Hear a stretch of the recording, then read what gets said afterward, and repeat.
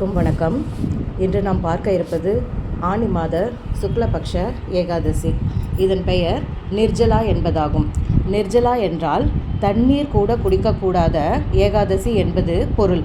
எல்லா ஏகாதசிகளிலுமே தண்ணீர் அருந்தாமல் உணவு உண்ணாமல் நோன்பிருக்க வேண்டும் என்பதுதான் நியமம். ஆனால் இந்த ஏகாதசிக்கு அது பெயரிலேயே வரும் அளவிற்கு மிகவும் முக்கியத்துவம் வாய்ந்த ஏகாதசி. ஒரு முறை பாண்டவர்கள் ஐவரும் வியாச பகவானிடம் ஏகாதசிகளின் மகிமைகளை பற்றி விளக்கும் மாதிரி கேட்டுக்கொண்டார்கள்.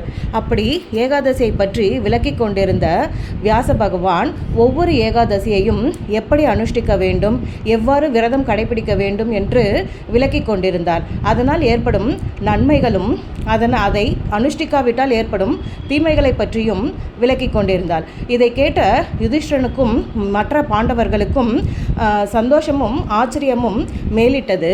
ஆனால் பீமனுக்கு மட்டும் பயம் மேலிட்டது. அவர்கள் அனைவரும் இவரிடம் ஆசி பெற்று சென்ற பின் பீமன் வியாசரை அணுகி, இந்த ஏகாதசிகளை அனுஷ்டிப்பதால் மிக அரிய பலன்கள் கிடைக்கும் என்று சொன்னீர்களே, அதை அனுஷ்டிக்காவிட்டால் என்றும் கூறினீர்கள். ஆனால் என்னால் பசியை கட்டுப்படுத்த முடியாது.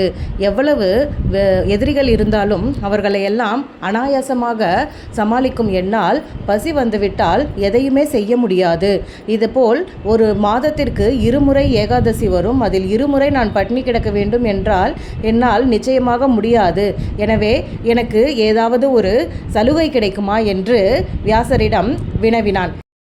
பீமனின் கேள்வியை கேட்ட வியாசர் துணுக்குற்றார். இனி வரப்போகும் கலியுகத்தில் மக்களின் விரதம் மேற்கொள்ளும் திறமை குறையப் போகிறது என்பதை முன்கூட்டியே தெரிந்துதான் இதுபோல் ஒரு வினா தன்னிடம் எழுப்பப்படுகிறது என்பதை உணர்ந்தார். எனவே அவர் பீமனிடம் கூறினார், நீ இந்த ஆனி மாத சுக்லபக்ஷ ஏகாதசியில் முழு விரதம் அனுஷ்டிப்பாயானால் மற்ற ஏகாதசிகளில் நீ விரதம் அனுஷ்டிக்காவிட்டாலும் எந்த தோஷமும் ஏற்படாது. நீ இந்த ஒரு ஏகாதசியில் ஒரு சொட்டு தண்ணீர் கூட அருந்தாமல் இரவு முழுவதும் விழித்திருந்து பகவானை ஸ்மரித்தாயானால் உன்னுடைய சகோதரர்கள் மேற்கொள்ளும் 24 ஏகாதசிகளின் விரத பலனையும் நீ அடைவாய் என்று அவர் அவனுக்கு ஆசி கூறினார்.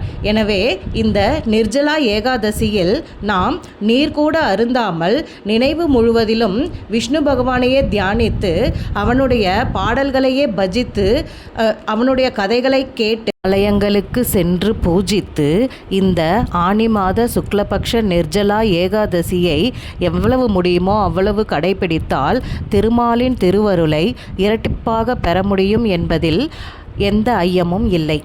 ஜெய் ஸ்ரீராம்.